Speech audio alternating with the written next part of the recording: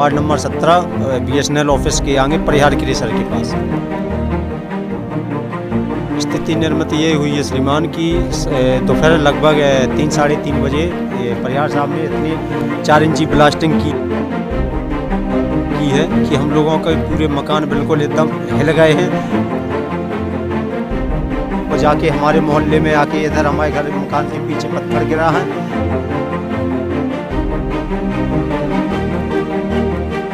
और जाके पूरे मोहल्ले के मकान दरार गए।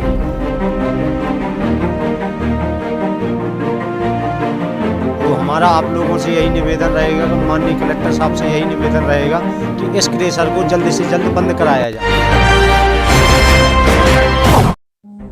छतरपुर में पिछले कई सालों तक 4 लेन रोड निर्माण का काम चलता रहा। 4 लेन रोड तो बन गई, लेकिन इसके साथ साथ उसमें लगने वाली गिट्टी के लिए आसपास के क्रैशरों की चांदी हो गई। उन्होंने जमकर खुदाई की और इनकी खुदाई से बनी ये खदान यहाँ आप स्क्रीन पे देख सकते हैं। लेकिन एक दूसरा बड़ा खतरा भी आसपास के रहने वाले रहवासी इलाकों में खड़ा हो गया, जो खदानों के लिए होने वाली ब्लास्टिंग है, क्योंकि ब्लास्टिंग से ही पत्थर निकलता है और जिसके बाद क्रैशर में जाकर इन पत्थरों से गिट्टी बनती है और इन क्रैशरों से होने वाले ब्लास्टिंग से उड़ने वाले पत्थर कई बार रहवासी क्षेत्रों तक पहुंच जाते हैं, क्योंकि क्रैशर तो वहीं है और उनकी खदानें भी वहीं, लेकिन आसपास का रहवासी क्षेत्र अब बढ़ रहा है। ऐसी ही घटना लगातार घटित हो रही है वार्ड नंबर 17 के पिछले इलाकों में, जहां पर परिहार क्रैशर उपस्थित है और यहां से होने वाली ब्लास्टिंग से पत्थर कई बार उड़कर इनके घर के आसपास आ जाते हैं। दूसरी बात यह है कि इन पत्थरों से कभी भी कोई भी दुखद घटना हो सकती है। साथ ही आसपास के बने मकानों की दीवारें भी अब क्रैक करने लगी हैं, क्योंकि ब्लास्ट से होने वाली धमक से इनके घर हिल जाते हैं, मानो कोई भूकंप आ गया हो। इनके खिलाफ वहां के रहने वालों ने मोर्चा भी खोला है और कलेक्टर संदीप GR से भी इस मामले में शिकायत की है।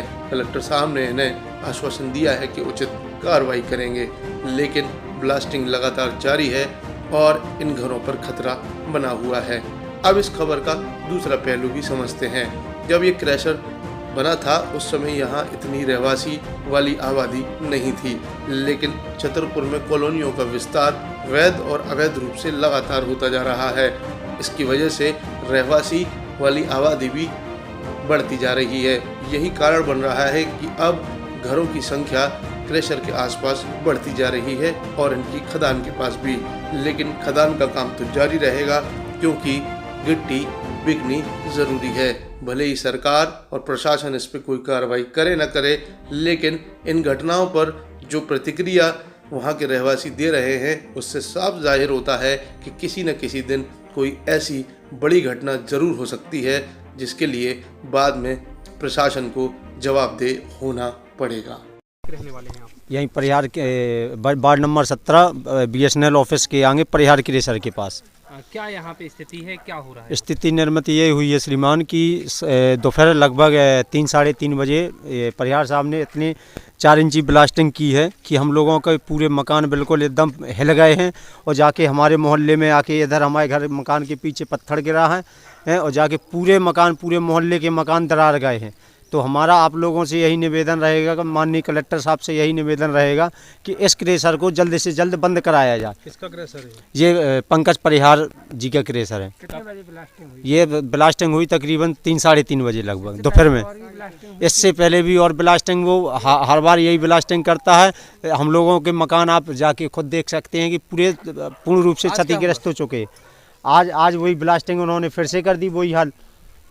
तो उसी ब्लास्ट अनुमति है इसकी, कब तक क्रेशर चलनी थी? क्रेशर की अनुमति ये थी कि तकरीबन आज से 3-4 महीने पहले क्रेशर बंद होने का प्रावधान आ गया था, लेकिन उन्होंने पैसे रुपये दे करके दोबारा से फिर से उसको चालू कर लिया। कुछ दिन 10-15 दिन बंद रही है बीच में, इसके बाद उन्होंने पैसा वैसा दे के फिर से चालू कर दिया है उसको। क्या लग रहा है कि जनहानि होने का? बिल्कुल जनहानि होने का। हमारे जो छोटे छोटे बच्चे हैं तो इन लोगों को दिक्कत है। हम लोग घर पर रहे ना रहे तो बाल बच्चों के लिए, महिलाओं के लिए दिक्कत है। किसी के पेट में है, किसी के कुछ है। तो उसका जवाबदार कौन होगा? क्या चाहते हैं? हम ये चाहते हैं इस क्रेशर को पूर्ण रूप से बंद किया जाए। आज मकान भी चटके? बिल्कुल चिटके हैं श्रीमान। कोई सूचना दी गई थी आप लोगों को? नहीं दी? कोई सूचना नहीं दी गई। ये तक नहीं बताया गया कि ब्लास्टिंग हो रही, आप लोग अंदर हो जाओ कि बाहर हो जाओ, क्या किया जाए क्या ना किया जाए। अरे ऊपर बैठी थी एकदम से। मेरा नाम है। कहाँ पे मकान है आपका? ये सर क्रेशर के पास मेरा मकान है। आज क्या हुआ? आज सर मेरे जोर जोर से ब्लास्टिंग हुई, बहुत जोर से। तो मेरा घर हल गया वो जोर से। तो मेरे बच्चे घबरा गए, तो मैं लेके बाहर भागी और जोर जोर से उसमें पत्थर धूरा मतलब बहुत जोर से चकराए गिरे।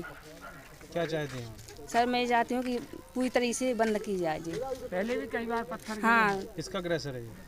जी सर पंकज पढ़ियार का क्रेशर है। किस तरह का खतरा बना हुआ है आपको? सर मेरा मकान चटका हुआ है, हम बच्चों का मतलब आज घबरा कितने गए लोगों हैं। के अलावा मकान चटके होंगे? हम सब बहुत पूरे मोहल्ले के चटके हुए हैं। कहाँ पर मकान है आपका? मेरा क्रेशर पहाड़िया के बगल में है। क्या घटना घटी आज? घटना घटी बहुत तेज आज। मेरा बेटा सो रहा था घर में, अचानक से भयंकर तरीके से धमाका हुआ कि मकान मेरा फट गया। कम से कम 1 आंगुल फट गया मेरा मकान। और बच्चे ने बाहर निकल करके बहुत पसीना में घबरा गया था कि फिर उसने फ़ोन लगाया। मैं अर्जेंट आया, मैं और मेरी श्रीमती। तो मैंने देखा, मैंने बच्ची को पसीना पोंछा और भयंकर तरीके से फटी। और रज्जू पर अभी आपने किससे शिकायत की? क्या मैंने अभी श्रीमान जी से बात की, कलेक्टर साहब से, और उनने आश्वासन दिया कि मैं बंद करवा दूंगा कि मैं, और उनने बात इतनी मुझसे